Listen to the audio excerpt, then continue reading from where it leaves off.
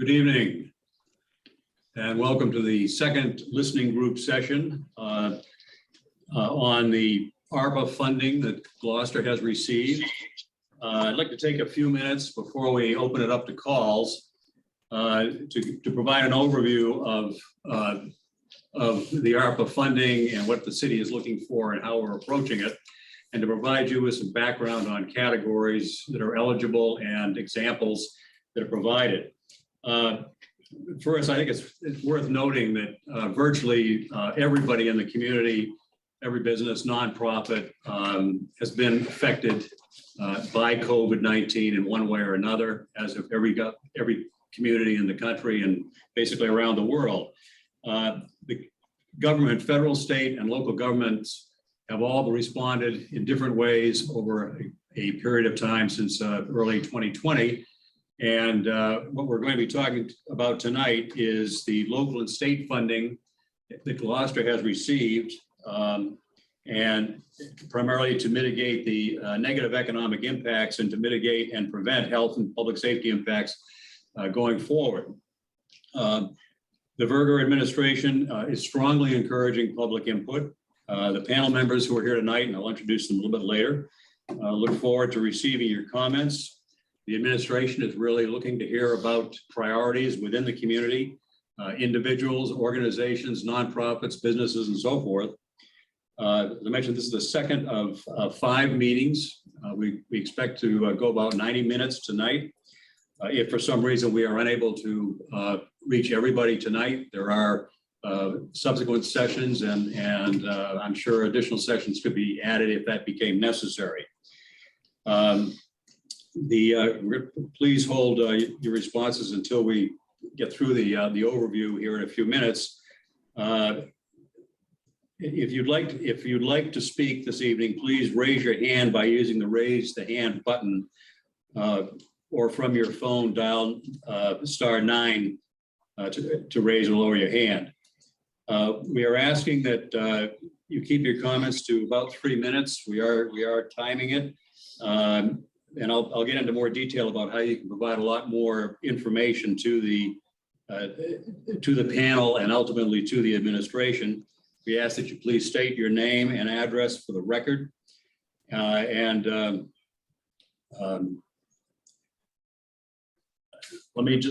at this point, let me just move on and go through this overview with you.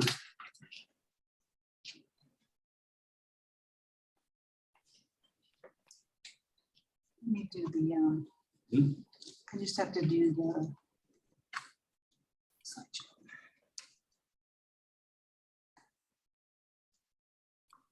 So, You'll see it. Yep. all right. You can go on to the second slide there, if you would.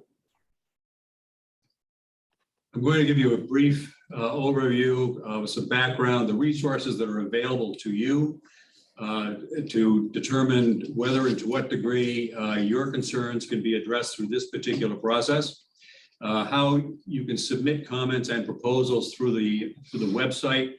And I will stress that because the more input we can get from you to help define your issues and concerns and provide guidance as to how those can be addressed, the better equipped we will be to provide the administration with information, and therefore the administration will be better equipped to make decisions.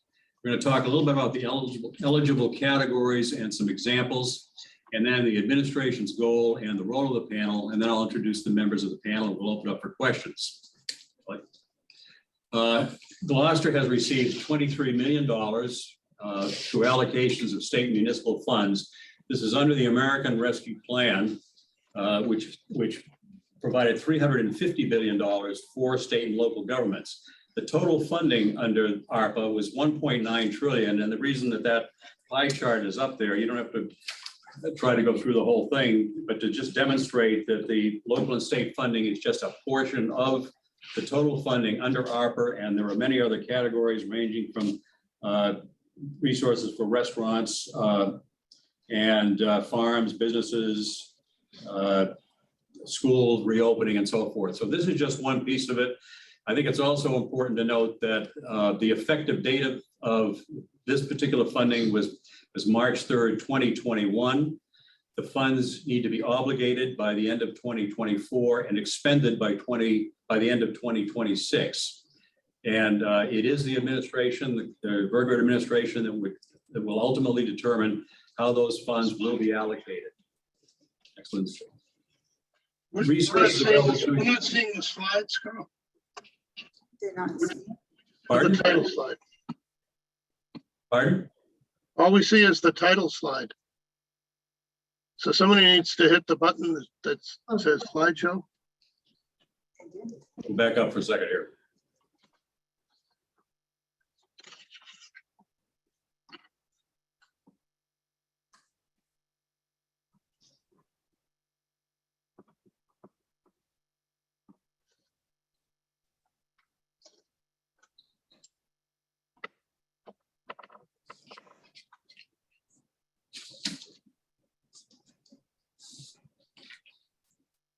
Shelley may want to get out and go back in again. Yeah.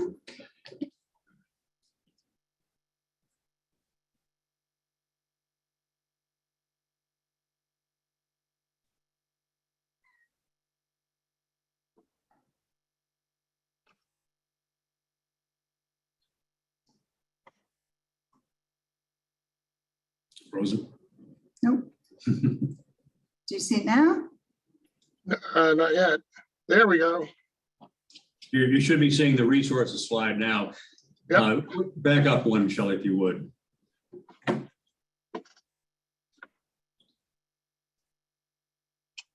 Terry, are you seeing that all right now? Yeah, that's good.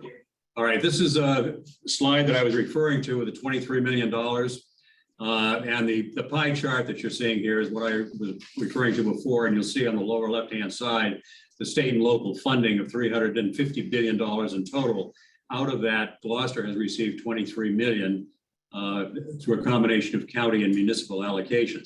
The three dates that are down here are very important because it's the costs that are related to this funding were to be incurred after March 3rd, 2021, the passage of the American Rescue Plan Act, and they're to be obligated by the city by the end of 2024 and expended by the end of 2026. Go to the next slide. I want to point you to the resources page on the Gloucester ARPA website. I hope you can see the link there, but if you just Google ARPA or Gloucester, Mass ARPA, it'll take you to this website. And there's some very good information in here, including the meeting information, recent news. And if you look at the three logos at the bottom, or the three logos, you'll see a quick reference guide on the left, and then you'll find links to Treasury and to Massachusetts. There's a lot of documentation out there that can be very valuable to you if you're looking to develop a strong case. I would refer you to at Treasury. There is an overview. It's 44 pages with a table of contents. And if you're a nonprofit, a business, or in the public sector, you'll find sections that'll be, I think you'll find informative, that'll help shape whatever proposal you might be willing to offer or interested in offering. Go to the next slide. On the website, you will find a click here to submit a proposal form button, and that'll take you to a form, a Google form, and would strongly encourage you to use that form to expound on the information you may be providing through these listening sessions. There are plenty of room in there to provide some commentary and also to attach supporting documents. Next slide. There are 6 categories that you'll see listed on the next 2 slides that U.S. Treasury has identified. And if you look down through this list, you'll see various types of, or various examples that are from the Treasury documentation. And I'll give you an example of some of what some communities have done in a few minutes, but clearly supporting public health response is critically important. And that ranges from everything from providing vaccinations, testing kits, and so forth and so on. Addressing the negative economic impacts You'll see a lot on housing, loans and grants to nonprofits and small businesses, support for impacted industries. And I will note here that travel, tourism, and hospitality is specifically cited as an impacted industry in the U.S. Treasury documentation. And then there's investment in childcare facilities, schools and hospitals and other public facilities. There's a category for, or back up just one. Sorry. Category for services to disproportionately impacted communities. And that would be providing educational child care assistance. It's also a category, one of the categories for improving food services and housing security and so forth. Next. Premium pay for certain frontline workers. And again, all of these are for costs incurred after March of 2021. Infrastructure, water and sewer projects and broadband. I'll note here that the mayor talked early in his administration about the need for a secondary wastewater treatment facility for Gloucester, that we've been under an exception, I guess, since the 1980s from EPA, and time is running out. So this is a critical project. It is eligible under this for some of the funding, and it is likely to emerge as one of the priorities from the administration. I think it's so been stated already. Revenue replacement, the final rule went into effect April 1st and gives cities and towns and considerably more flexibility in working to help fund traditional government services that are needed in this post-March 2021 period. And that ranges from dealing with roads and buildings, environmental services, public safety services, and so forth. We'll move on to the next one. These, if you just look down this list, these are taken from other communities. These are topics that have been discussed. In some cases, they have found their way into plans. But just to give you a sense as to what communities, not unlike Gloucester, have been looking at as they went through a process similar to this during the interim rule. So a lot on housing, energy efficiency, climate crisis mitigation, open spaces, off-street transportation. There's one more slide. So there's, transportation pops up quite a bit. Childcare subsidies, investments in public housing, playground renovation, HVAC improvements for public facilities. For example, schools. There are still schools that do not have, highly rated ventilation, and those are the types of things that would be eligible. Let's go to the next one. So what are the goals and the roles here? The administration, Mayor Verga made it very clear that he wants proposals that will do the most good for the most people. An example is the long delayed secondary wastewater treatment facility. The panel's role, our role, is to consolidate what we're hearing and to identify issues, priorities, opportunities, and recommendations for administration consideration. Proposals should, and before I go through this, I'll just stress again that there is a form on the website that provides plenty of space for people, individuals, organizations, nonprofits, and businesses to make a case for support under these funds. So describe the concerns and impacts that affect an organization, individuals, and segments of the population. Be as specific as possible in response to documented needs. Consist primarily of one-time outlays with long-term returns on investment, and avoid ongoing funding obligations. In other words, obligations that could be created going beyond what's available from these funds. I'll just take a minute to introduce the panel members. My name is Carl Gustin. I'm the chair. Tony Gross is with us tonight on Zoom. Joel Pavaza is on as well. Paul Romerich is with us here. And Jerry Oppenheim is also with us.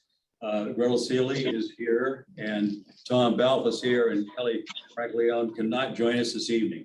So most of us are here this evening. We look forward to hearing your remarks and to receiving additional input from you at a later point. So I want to thank you for participating and again, urge you to visit the Gloucester ARPA website. And with that, we will open it up for comments. I see a few hands raised. Deborah Frontiero. Pardon? Deborah Frontiero. Yes, can you hear me? Deborah? Yes. We can hear you. Yes, Deborah. Okay, good. Please state your name and address for the record, please. Deborah Frontiero, 216 Washington Street here in Gloucester. I want to make as strong a plea as possible for some of the funds, the ARPA funds. I'm thinking in the vicinity of 20%. I understand our need for the sewage treatment plant. I absolutely support working on that. But one area that was so impacted in COVID, but has been a long-term problem in Gloucester is around housing. I would love to see some funds, like 20%, set aside for the purpose of supporting the availability of affordable housing in the city. I'm talking about housing that would support folks like teachers, lumpers, firefighters, social workers, artists. My family settled back here in the 1620s in Gloucester. And my husband's family was part of the fishing family Italian migration. We love this city. And what we're seeing happening right now is the price of rentals and home ownerships has gone so high that folks are being, moderate income working folks are being squeezed out of our city. We want to maintain this 400-year status that our city has of one where folks with moderate income can thrive. And the rising rents and costs of home ownership are making it so difficult for residents to stay in our city. We also feel that diversity of income levels is beneficial to the city. Gloucester has always had diverse income levels.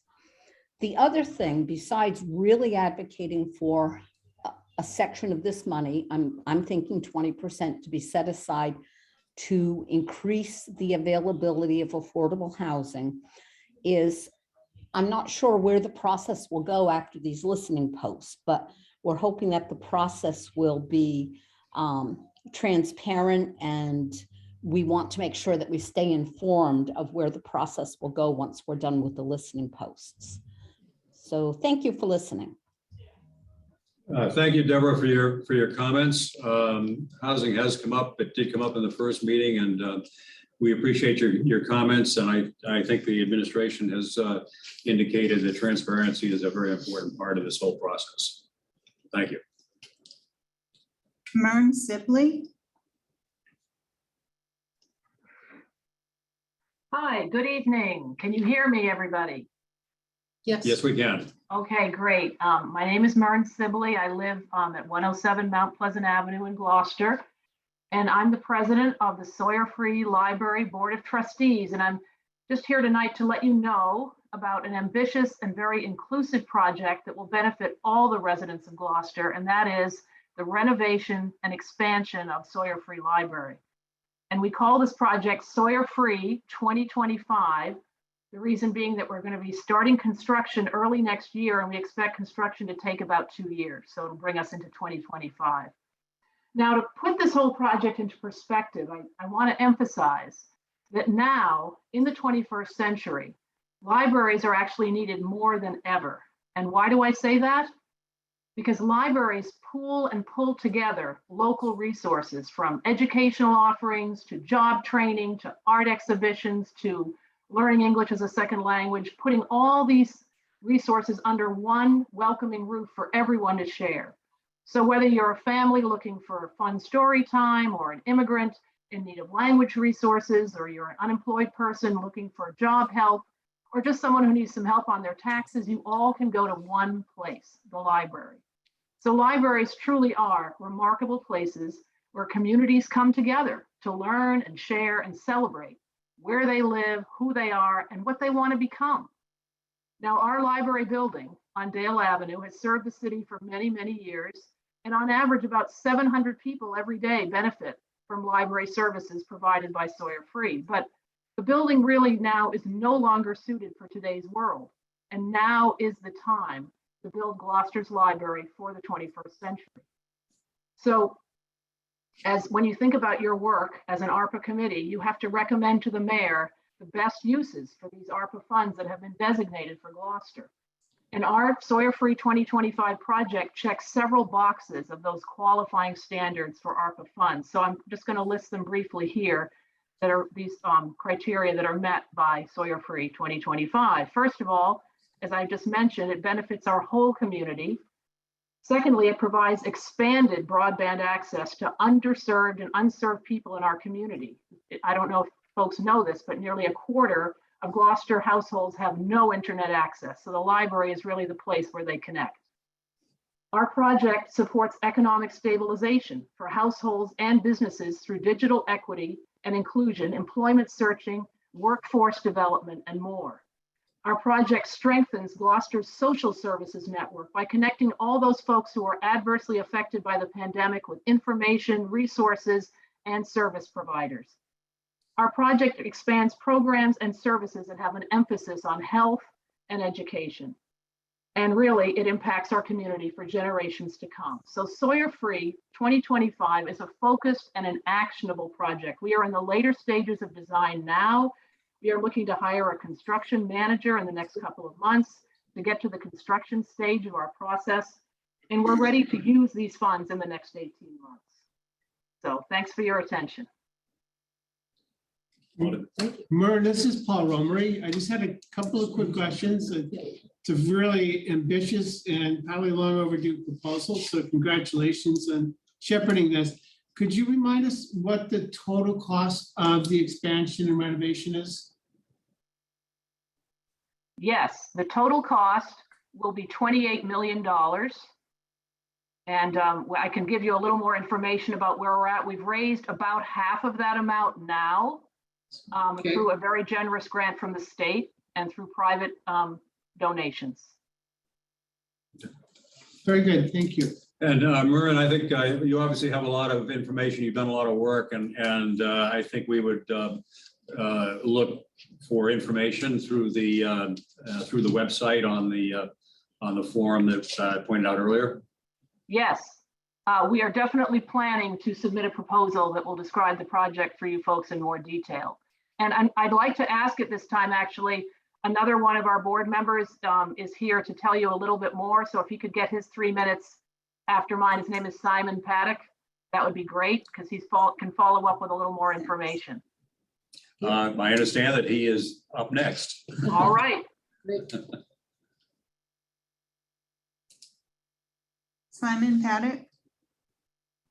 Hi, can you hear me fine? Yes. Can hear you. Great, thank you. And thanks, Myrn. My name's Simon Paddock. I live at 65 Mount Pleasant Avenue.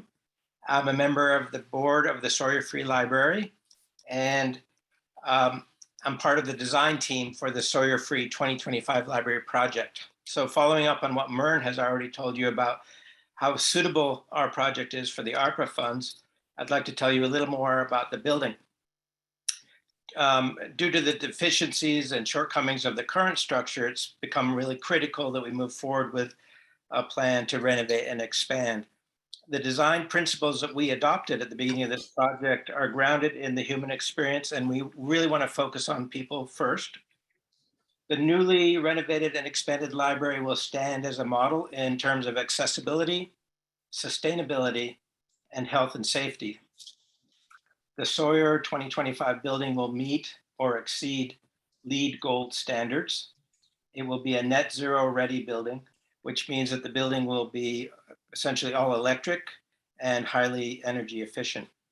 It will generate as much electricity on site as possible, primarily using solar and by securing 100% renewables for any additional electricity in order to achieve net zero emissions. The new library will foster inclusion, social connectedness, and dignified, equal, and intuitive use for everyone by meeting or exceeding ADA and OSHA codes, and by ensuring that we design for people with different auditory and visual needs. The project will overhaul and modernize indoor air quality by employing high standards of filtration and fresh air exchange, and will transform visibility and wayfinding through open layouts and clear lines of sight. The project is designed to provide our community with a library that has areas for research in a climate-controlled local history room, a digital recording studio, community technology center, which speaks to the access for everyone in our community for technology, a teen space that will foster social interaction and allow for creative projects using technology. The community will have the use of a high quality 110-seat meeting space, which is badly needed in our city. The Mats Gallery will continue to showcase local artists in a renovated gallery space. Small study rooms will be available for students and adults, and a 16-seat conference room, as well as a quiet reading room. A children's room will include a project area for hands-on exploration and creation. The project is currently in design development phase, and shovels are scheduled to break ground in January of 2023 with the completion of 2025. So in conclusion, it's really important to note that this project, the Sawyer Free 2025 project, is ready to proceed, and it'll have a really profound impact on fostering education and collaboration and communication in our community, and would be a perfect fit for the use of ARPA funds. So thank you. Thank you, Simon. Great, Simon, thank you. You have a question? Carl, I have a question. Yeah, Hi, Simon. Tom Balf here. How much larger is this facility than the current facility based on, let's say, square footage or some other measure? Hi, Tom. It's about double. So the current building is roughly 15,000 square feet. This would bring us to 30,000 square feet. Thank you. any other questions from the panel? No, It was a great fundraising. Yeah. That's great. Yeah. Next speaker. Alexander Oaks. Hi there, can you all hear me? Yes, we can, Alexander. Okay, my name is Alexander Oaks. I live at 4 Clay Court in Gloucester. I'm a fairly recent alum of Gloucester High School. I graduated in 2019. Currently a rising senior at Trinity College. And I'm also here, funnily enough, to advocate for the ARPA funds to be allocated to the renovation and expansion of the Sawyer Free Library. One of the biggest issues central to this COVID pandemic has been the closing of schools and the subsequent educational and mental health effects these closures have had, primarily on students themselves, but also extending to parents and the broader community as a result. By funding renovations for the Sawyer Free Library, Gloucester will be signaling to outsiders our community values of equity, education, and robust investment in public infrastructure. Allocating ARPA money to the library will help recreate and reimagine what public spaces can do for people in Gloucester of all ages.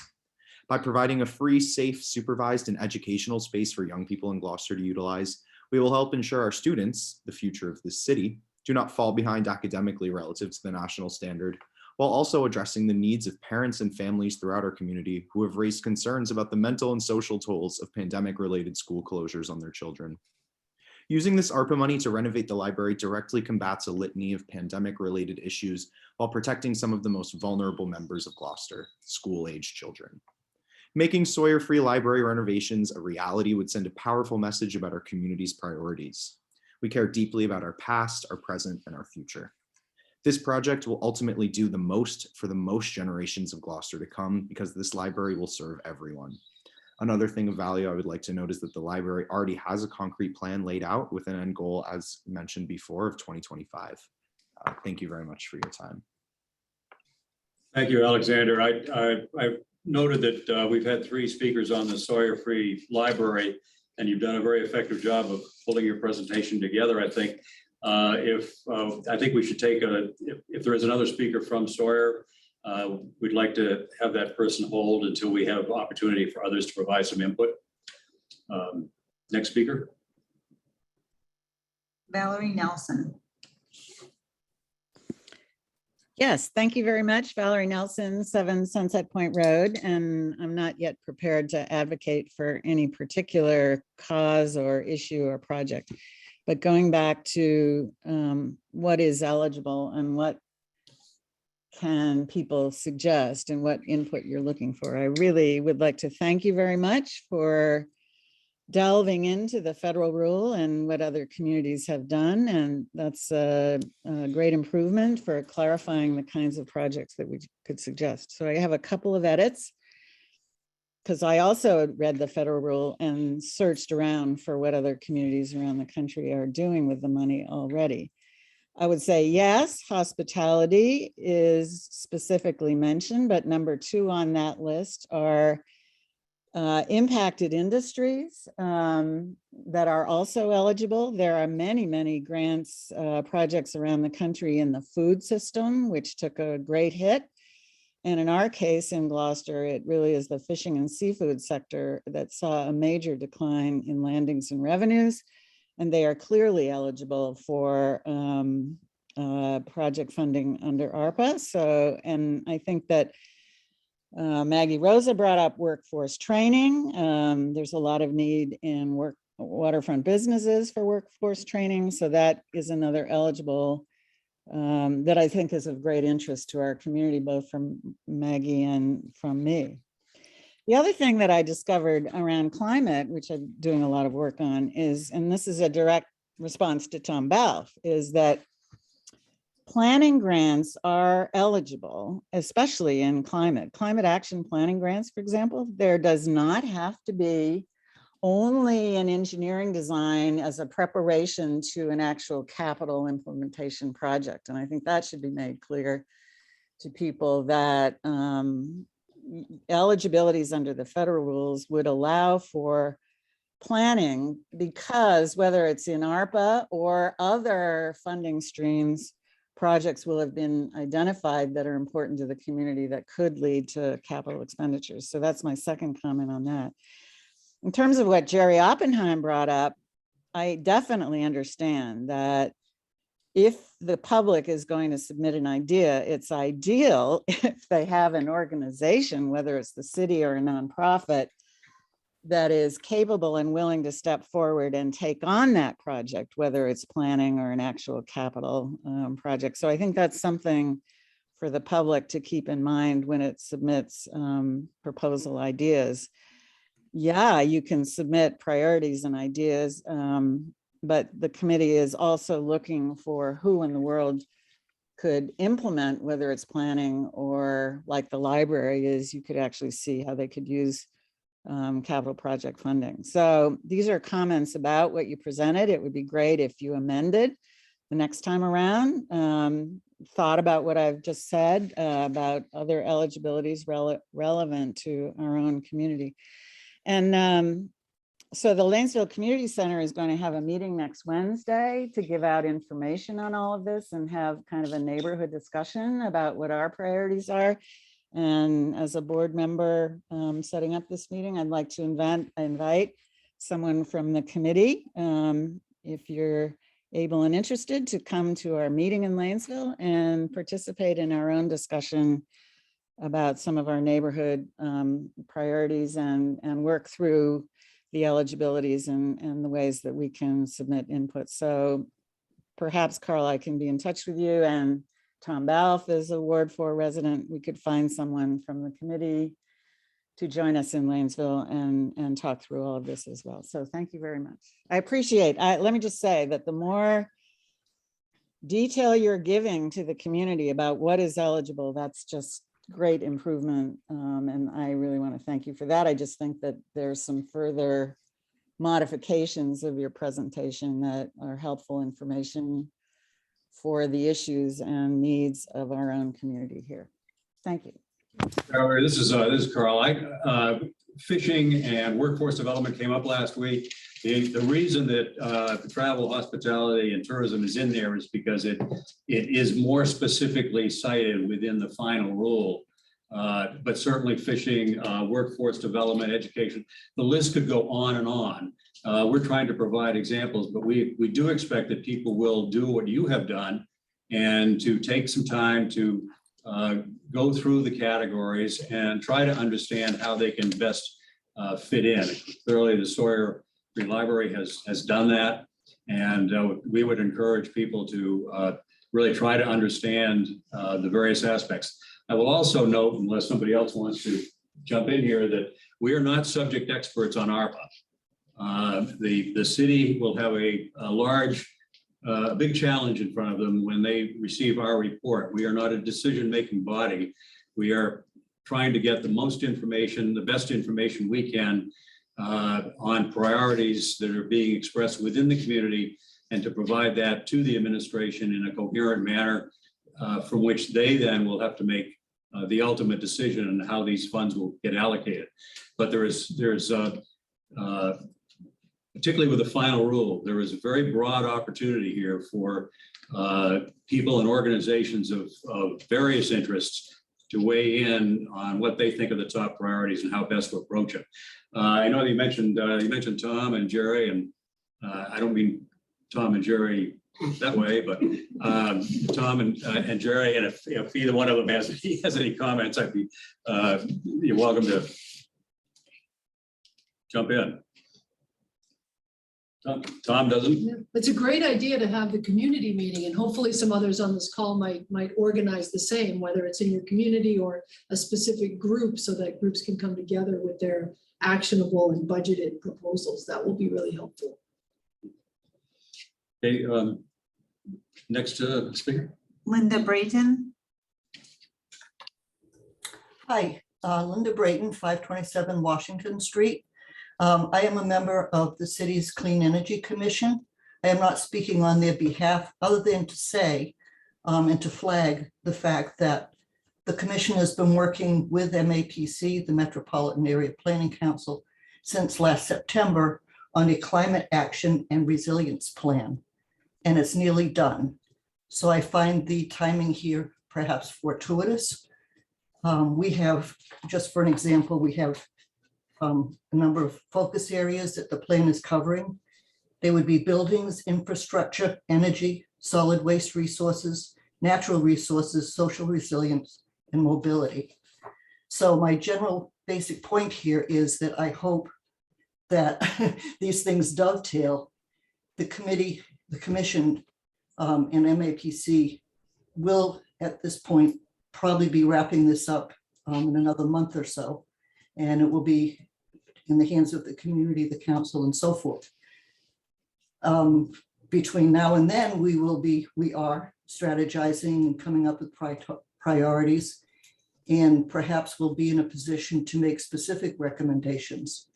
We have, over the course of, I don't know, since 2009, I believe we were brought together by ordinance, but we've become a green community. We've worked on things like municipal vulnerability preparedness. That would be things like having input on seawalls, wind turbines, and so forth and so forth. We are absolutely, this I can say from the whole commission, we're absolutely willing to lend whatever expertise we have toward a particular project. And we'd be happy to give whatever input is helpful. But also I'm hoping that we will have more specifics by the end of this process to present to, but I can't promise that because it's just me talking here. That's about it. That's great. Linda, thank you very much for that. Just a sort of a general comment. We're hearing a lot of very good ideas, important needs, and priorities, community-wide or individual or organization and so forth. My expectation, I think some of the others may share it, is that there are going to be some very good ideas that deserve attention that may not fit necessarily with the categories under this particular ARPA funding, but could be very important for other funding sources and there are, multiple sources out there under various programs. So if something, if a community good emerges out of this process that is not necessarily eligible for the local and state funding that is now available to Gloucester, that certainly shouldn't mean that other funding sources shouldn't be pursued, because there are multiple sources out there. Anybody else want to comment on that, or? No, I think it would be helpful if you can share any of the kinds of specifics you're looking at that we would then be able to help process internally here. Again, I don't want to anticipate the plan before you come out with your report, but it would be helpful to put some flesh on the bones if you can. Just to reiterate what Paul just said, is, it's likely to take probably a couple months. I haven't been tracking this plan process development, but usually the team that's writing it has a pretty good idea of what it's going to say, despite it taking many more months to finish the report. And to the extent that you can identify, a project that seems to select a number of the boxes and make sense and is going to be one of your priorities, I would encourage you to develop a concrete project and submit it as part of this process. I cannot do that on my own hook. However, we are having a series of 3 meetings in the very near future on the CART plan, and certainly I will make sure that if this whole endeavor is on the agenda, and if we do see something that absolutely rises to the top and we vote on it as something to present, you'll be hearing from us. But I do want folks in the community and your commission to be aware of the fact that this is a ongoing planning process that's pretty significant to the city. Well, if I could just chime in, it would really be ideal if the Clean Energy Commission were able to offer some specifics. That's obviously a very knowledgeable expert group that's already delved into exactly the sorts of things in that arena that need to be funded and might be eligible for this money. So that if we get a sense of maybe an early sense of what we might be reporting out, I think that'd be extremely useful to us. And just to follow up on what Valerie had mentioned, there might be like some kind of a design engineering use of these funds that, even though you say don't build the seawall around the high school, you might be able to contract out for what the design criteria would be, what the engineering obstacles would be. So that kind of thing, if it could be shared with us early, might help us at least get those into the queue, those kinds of ideas. Okay, thank you. Joseph? No last name. Joseph? Joseph? He's muted. Hello. Hi. Hello. Hi. You hear me? We can. Yes, we can. Please state Okay. your name and address for the record. My name is Joseph Sanfilippo, and 120 Washington Street is my address. I'm also a commercial fishing captain in Gloucester and the owner and operator of Extreme Gloucester Fishing Training Center. What we do is we offer a 24-week program spread over 6 months of a commercial fishing training course in the commercial fishing industry. I think my whole life in the commercial fishing industry, we've been working on 3%, and that's what I'm looking for. I'm looking for 3% of this $23 million to basically train the next generation of commercial fishermen. Our heritage is important. After 400 years of commercial fishing, this city really needs to pay attention to its roots. The need for high quality, fresh, reliable American seafood resources has never been more prominent. While seafood is considered an essential element in the national diet in the United States, the country is risking becoming wholly reliant on foreign supply to provide the needs of our population. Recent reports state that the imported seafood account for more than 90% of the American seafood consumed. Imagine that, huh? 90%, and you live in Gloucester, Massachusetts. That's really sad. Most of this stuff's caught here. Unfortunately, it's sent to Canada. It's sent out of country to be reprocessed and sent back to you weeks later for you to ingest. We own the most pure natural resource in the United States of America. In fact, the whole world. It's out there. It's under attack by offshore wind. It's been under attack for the past 20 years under the guise of basically conservation. We have a serious problem in this country, and that's feeding people.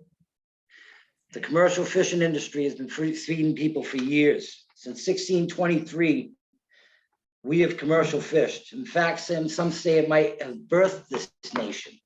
The Port of Gloucester has been known as a global leader in innovation. Gloucester's remained one of America's most prominent seaports to most recently. We've lost our edge, I like to call it. We've lost young blood. We need to support our commercial fishing industry more, and we need to support the program that I have created. This program's not new. I've been working on this for 20 years. I brought this before John Bell. I sat with the past mayor, Safathia Romeo, and John Bell, and the principal of Gloucester High School and O'Malley Middle School way back in 2004. And I pleaded with you people. We are in a crisis. The graying of the fleet's not going to stop. We're at a tipping point. All I'm asking for is 3% in Extreme Gloucester Fishing's 40 module curriculum with scoping already done.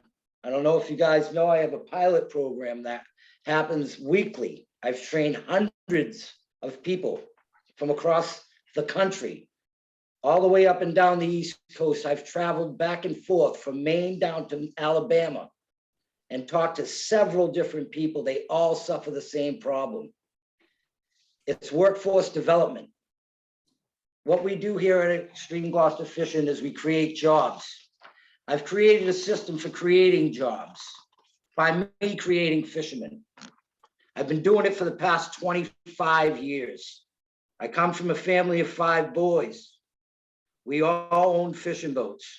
The Sanfilippo family is very, very actively involved in the commercial fishing industry as I speak today. I myself have no involvement. I don't own a boat. I don't own anything anymore. I don't have no ties to the industry. What I have is my program. I have a 40 module curriculum that I've implemented a program that has literally taught people to commercial fish. What I've done is taken something that takes 5 years to learn, and I've turned it into a three-hour program. People leave my classroom learning. Again, all I ask for is the fisherman's famous 3%.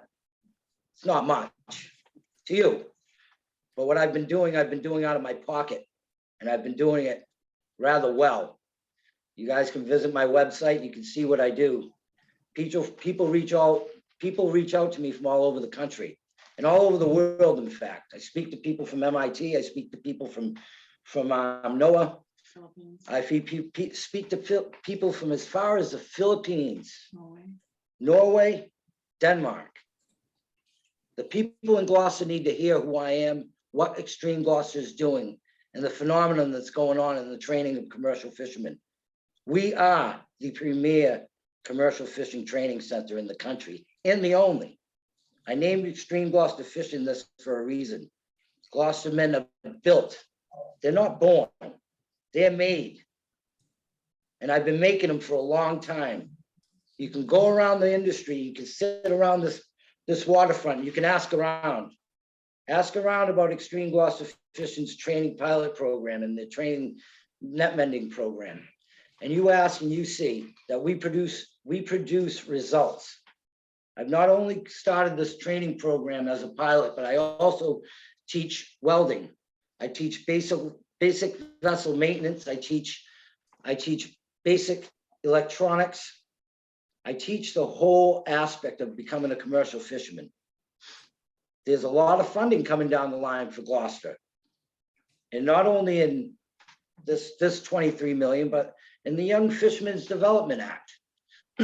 Lots of stuff needs to be spoke about the training of the next generation.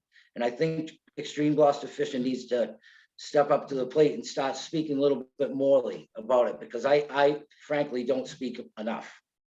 Everyone comes from different states to follow this program. And we've actually been offering it to these guys for basically for free. I've been giving this stuff away for a long time. I just need everybody to know on that board that 3%, again, a fisherman's salary, 3%. That's all I'm asking for.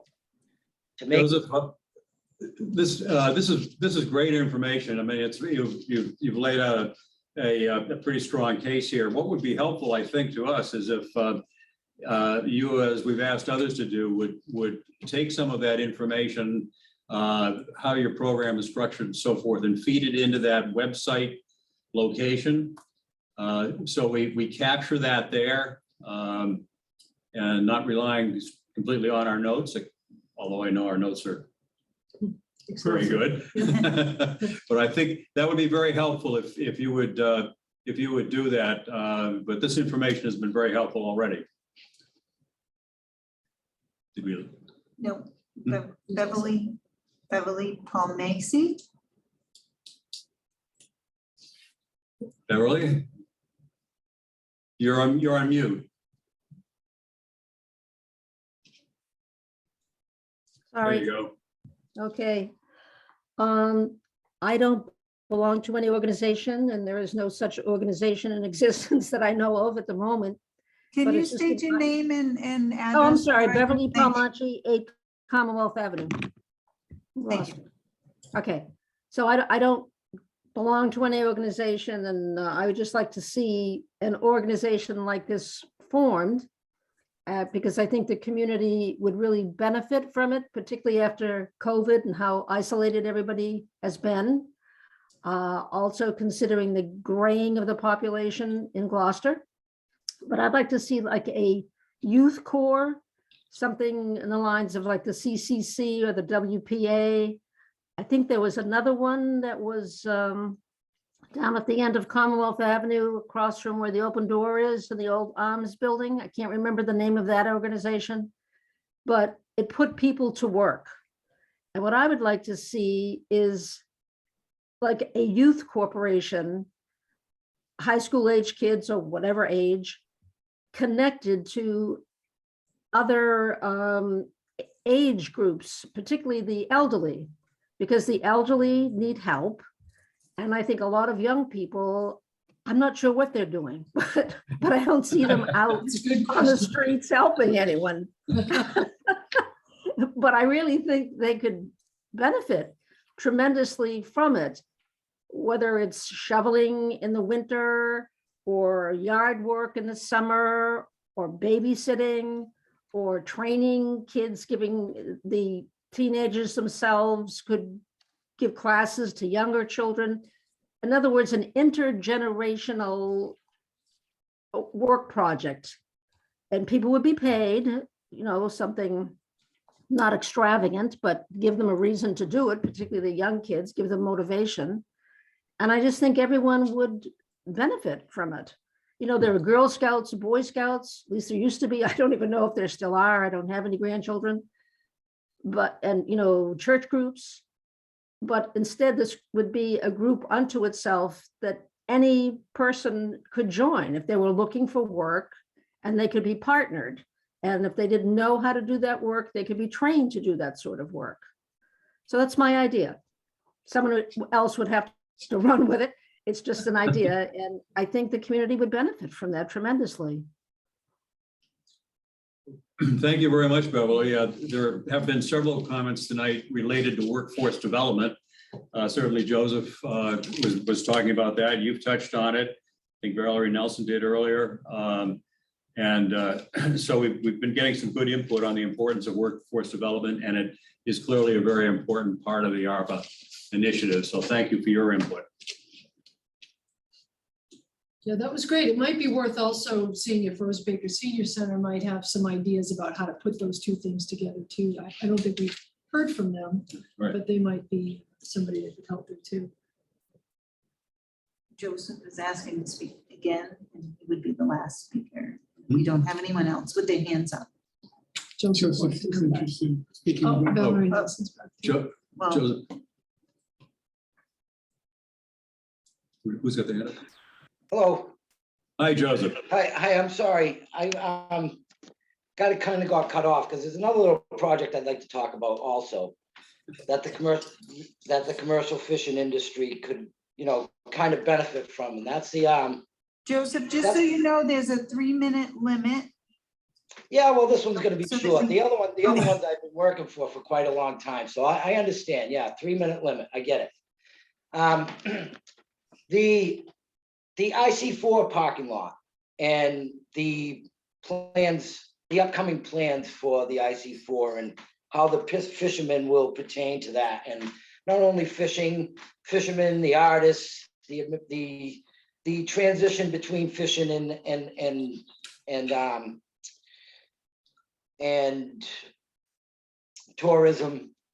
We as fishermen have always attracted the tourists. And I see for the maybe decking over of IC4 and the collaboration with fishermen in a way to make that IC4 lot developable to and let's say 50-50. Let's say 50-50. We'll work 50-50 with fishing and 50-50 with tourism. Let's work hand in hand like we've worked, you know, for the past 400 years. Seems to me tourism's taken the upper hand here in the past, you know, 15 to 20 years. Unfortunately, our loss to the groundfish industry has been a big play in that whole hand. But I believe with what's going on right now, I think that we need to talk about another plan for that parking lot that actually, you know, encompasses the commercial fishing industry. And I have an idea I'd like to share. I don't want to share it at this particular moment, but I do have an idea I'd like to share at further meetings. And I just wanted to give you guys a heads up that there's something else in the line coming down the line that I've drawn up that I think it would benefit both the city and the commercial fishing industry in a way that you have never actually viewed. Pretty innovative stuff. I'm just giving you a heads up. Maybe next week or the next meeting we'll chat again. Great. Okay, good. Thanks, Joseph. Thanks. That's a teaser. Valerie Nelson. Yeah, thank you. Valerie. Thank you for this second opportunity. I would have finished off is I'm really very pleased this process has been initiated, and I want to thank you so much for being there to listen to the public. And that by your last meeting on June 16th, who knows what really creative and powerful ideas will start to have emerged, and that it's your job to listen and synthesize those. the comment I want to make is that simultaneously, the city budget process is ongoing. I actually attended a budget and finance, well, listened in this, and I've started to look at it this way, so just to pass along. What is it? Over 120 million is spent every year by city government, but everyone knows that no one in the public shows up at all. No one's in the room, no one speaks anymore. And that budget, city budget, is a policy document. It does reflect a statement of priorities and initiatives that the public is paying no attention to at all these days. A few years ago, there was something about animal control officers. I think this year, something on climate and the sustainability director position, many of us will show up on that. But here is an opportunity that your committee has in your hands. It's an unprecedented opportunity for the public to express their priorities for how, what needs there are and what creative ideas there are for tackling these needs, and how the city could spend its money in response to where we are as members of this community. And I think, the timing following affordable housing discussions, as I've mentioned, climate issues are there, fishing downtown. What a tremendous opportunity your committee has created. And I at least am beating the drum that, people who live here, this is your chance to speak to this committee about not only what you consider important, what you're worried about, but also your ideas, like the recent one on linking youth with elderly. And I'm assuming that by June 16th, you will have wonderful information and input. And thank you very much for you're doing this and at the end, synthesizing in many ways the will of the people that in the city budget process, that doesn't happen. So I'm really trying to spread the word that this is a great opportunity for the voices of our residents and businesses to speak up and become creative. So thank you very much. I really appreciate what you're doing. Thank you, Valerie. Margaret Reese. Yes, thank you. Margaret Riss. I live at 44 River Road in Gloucester, and I'm calling in to, this will be a short call because I intend to be part of a group that develops these ideas further, but I'm seconding the idea that Deb Frontiero brought about allocating some of these monies for housing. There's so many good ideas that have come to tonight. Increasing the access to workforce development, making the library upgraded and accessible, but who will be able to benefit if we don't deal with this foundational issue? The housing development plan, housing production plan that the city did, as I understand, identified a tremendous need in our community to offer and support moderate and middle income earners to be able to stay in Gloucester, who would be able to enjoy the library, who would be able to learn the fishing skills that we're talking about. But it's such a foundational concern to be able to offer housing to keep the community so varied and wonderful economically, culturally, as it has been. It's what we love about Gloucester. It's inclusivity, it's rounded nature of who lives here and how much we all love this land and our own resources. So I'm advocating again to put money aside for housing. The proposal will be much more detailed and forthcoming, but the idea of putting 20% for housing is a good goal, in my opinion, and others. So thank you so much. And I trust you'll be hearing from more of us about housing. Thank you. Thank you, Margaret.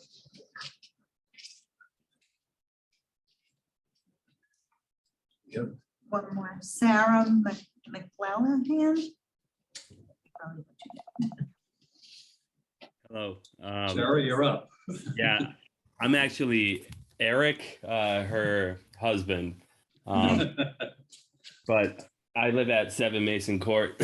Sorry, I'm a little bit, have a cold here, but what Margaret said, I just want to echo that. I think, 20% towards housing. I know we have a housing production plan that's, not as successful as I would like it to be right now, but 20% towards housing, I think would be hugely beneficial for our city. It's something, with COVID, the more crowded places at first, of course, were hit pretty hard by COVID, and just with shelters, we know like the close contacts in shelters and stuff was really problematic. I'm not quite sure how that was in Gloucester, but it's just a critical problem that we have. And then 3% towards, maybe I jumped on the call a little bit later, but like I do think 3% towards the fishing industry, the training. I mean, it sounds like a big sum of money, but I think that's really, we are a working port. I don't know. I like seeing fishing boats still being here, and I want to see that happen forever. And I know COVID affected fishermen big time. So I guess that's all I really have to say is like those two things are the biggest for me. I know the schools do have some like ESSER funds, but I guess that's like in the school committees. But whatever we can do for like ventilation, upgrading, schools, I'm all for it. And then open space, what's kind of weird is we're working on all these things like housing, and the open space committee has meetings right now, but obviously that was critical. I took so many walks, here downtown, just like having the boulevard, walking down the Annisquam path, being able to go to Ravenswood, Thompson Street, Dogtown. I mean, we're really blessed with that. And anything that we can do to create like active recreation, better bike lanes, if that's a possibility, protected bike lanes. People really took to it during the pandemic. I know e-bikes are a big deal now with the high gas prices. Whatever we can do to kind of promote that aspect, because it's sort of related to COVID. We needed to get out, we needed to walk, and excuse me. And that's all I have to say because my cat needs to be fed. Eric, can you just state your name, your address for the record, please? Yes, it's 7 Mason Court. Perfect, thank you. Thank you, Eric. And I know there are various groups, I guess, in the city who are talking about housing, getting together and so forth. And housing is a big, broad issue, and ranging from low income, talking about moderate, middle income families. It touches on rental assistance, on construction, on energy efficiency upgrades, and a lot of different elements in it. And to the extent those of you who are immersed in the housing issues can pull together information, documentation, ideas, pulling them together and feed them into us through that, through the website, it would be very helpful as we start trying to assess or actually, I guess, get our hands around the breadth and depth of the housing issue. Any other panel members have a comment on that? Jerry, whether you have any thoughts on that? Well, my only thought is that I totally agree, but please bear in mind that the money has to be spent by 2026. So while we need these ideas, we also need a specific proposal that can fit within that pretty strict parameter. Yeah, just to sort of amplify that, I think that we're faced with looking at one-time investments that do not create ongoing obligations. So to the extent that housing advocates can figure out how to take 10%, 20% of this total and invest it in a way that will get a long-term bang for our buck, that will be really, really helpful to get that kind of specificity from the advocates. It's a fairly large chunk of this amount, so the more specific you make those proposals, the easier it will be for us to actually put something into our recommendations for the mayor. But if it just remains a sort of elusive 20%, it's going to be really hard for us to figure out what makes the most sense because we're not housing experts. Yeah, that's a really good point. And if I could just add one thought on top of that, 20% of, was it 23 million? Sounds like a lot of money, but for a housing project, it's really not, as you all know. But what it can accomplish is to leverage other money. So that leveraging aspect is a very attractive proposition if you can figure out how to put that together by 2026. One thing I would add is that when the administration goes through this process and makes its decisions about allocations, they are obligated to follow the final rules issued by the Department of Treasury, and that will entail reporting and documentation. So the more information that we as citizens and we as a panel can provide to the administration to help them shore up a case, the better off all of us will be. Tiffany? Tiffany.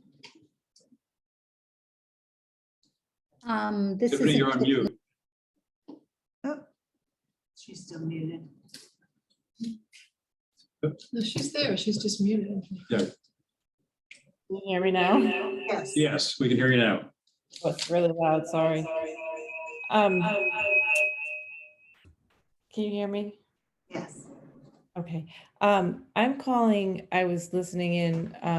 Tiffany, can you just state your name and address for the record, please? My name is Tiffany DeRobertis. I don't actually live in the city of Gloucester. I'm calling because my son is trying to relocate to Gloucester from Beverly to pursue a fishing career.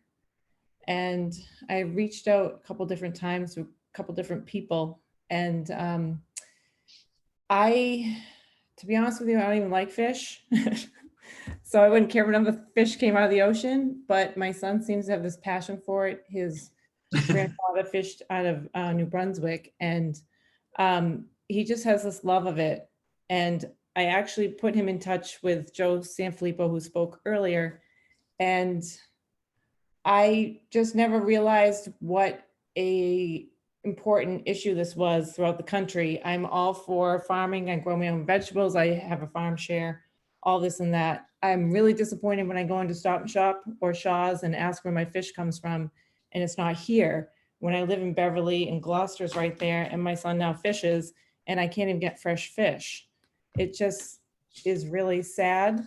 And seeing the outpour of people and these young people, and not even young, but all kinds of aged people that really want to fish, but I feel like the government has really pushed back and set up all these different obstacles to make it difficult for them and almost unaffordable. My son was out lobstering today. He said by the time they paid for their bait and the fuel, they made $600 on that boat. Well, how do you split that between three people? It's just so sad that we can't even eat the fish from our ocean that's right here because it's just not affordable for these fishermen to go out and fish. And like I said, I'm not a fish eater, so it's not that dire to me personally, but I just find it so sad that it's here and we can't even do it. And talking to my son and seeing all these people that are reaching out from all different areas to want to learn this skill and just go out and give it a whirl because it's in them for some reason. Like my son, I never in a million years would have thought that he would want to go out and sail the high seas, but he does. And as a mom, it's not my first choice of profession either. I think it's dangerous, but he's gonna do it one way or another. So I prefer he go out there and do it with some proper training and not just go with these inexperienced captains. And then I have to worry about whether he's coming back or if the boat's maintained well. And it's frightening. And I think that in America, we need to do a better job at making sure that this industry stays alive and that people are doing it safely, most importantly, because I feel like people aren't passing down the knowledge and making it safe for our young people coming up. It's alarming as a parent, I guess is what I'm trying to say, and very important for us to keep up with feeding the country our fresh natural resource. Thank you, Tiffany. Deborah Frontero. Yes. Hi, just very briefly. I think those of us who are passionate about the housing issue really sympathize with someone like Tiffany and her son, because he may want to be relocating to Gloucester, but that might not be possible for him to do while he learns this profession that's so important to our city. But what I want to say very briefly is I'm also a small business owner here in Gloucester. And one of the side effects of not having enough affordable housing in this city is that many of our small businesses, many of them, especially our restaurants, are not even able to hire folks, because folks in service industry, tourism, don't earn enough money to live in this town. And now we're facing a real workforce shortage. So I just wanted to bring in the business end to it. We're 40 years in business and doing fine. We were very, very affected by COVID like everyone else was, but the lingering effect from COVID on small businesses is housing. We can't keep workers because they can't live here. That's it. Thank you. Thank you, Deborah. I should note that if I think the slide deck will be up on the website tomorrow, and if you go back to the categories and the examples, small business and nonprofits are listed in there as eligible for loans and guarantees and perhaps other options. So it is important for it's important for us to hear from the business community and from nonprofits as well, because there are opportunities there. Okay, well, that I think wraps it up for tonight. I see that there are a number of people who have been monitoring this evening, and hopefully this has been helpful to you. And we look forward next week to another session and some additional participation as we continue to try to pull as much information together as we can. And thank you for your time. Thank you, everyone. Thank you. Thank you.